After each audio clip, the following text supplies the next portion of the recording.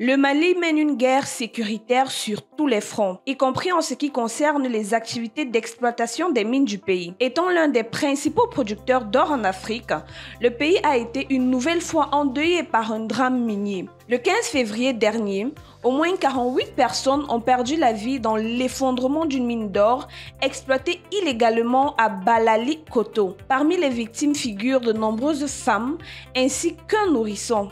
Le site, exploité par une entreprise chinoise avant d'être abandonné, attirait de nombreux orpailleurs artisanaux. Le bilan est de 48 morts à la suite de l'éboulement, a indiqué une source policière locale. Les victimes sont en partie tombées dans l'eau.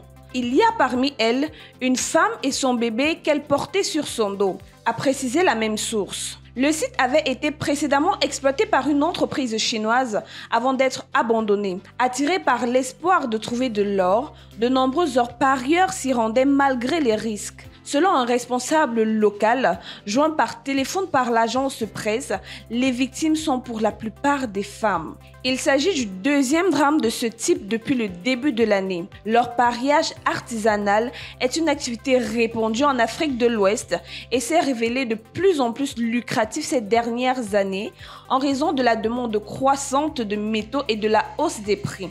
13 orpailleurs artisanaux, dont des femmes et 3 enfants, ont perdu la vie le 29 janvier dans le sud-ouest du Mali après l'inondation d'un tunnel où ils creusaient à la recherche de l'or. D'après l'Union nationale des comptoirs et raffineries d'or, en abrégé UCROM, cité par Reuters. L'incident s'est produit dans une mine d'or à ciel ouvert près du village de Danga, dans le cercle de Kambaga, dans la région de Koulikoro, au sud-ouest du pays, a précisé Taoul Kamara, secrétaire général de l'UCROM. Les vannes d'un réservoir d'eau boueuse avaient cédé, inondant un tunnel où des femmes et des enfants extrayaient de la terre pour y rechercher des particules d'or. Les effondrements de mines artisanales sont fréquents au Mali, ainsi qu'à travers l'Afrique de l'Ouest, où des milliers de personnes, souvent sans protection adéquate, extraient de l'or dans des conditions précaires. Suite à ces tragédies dans le secteur minier,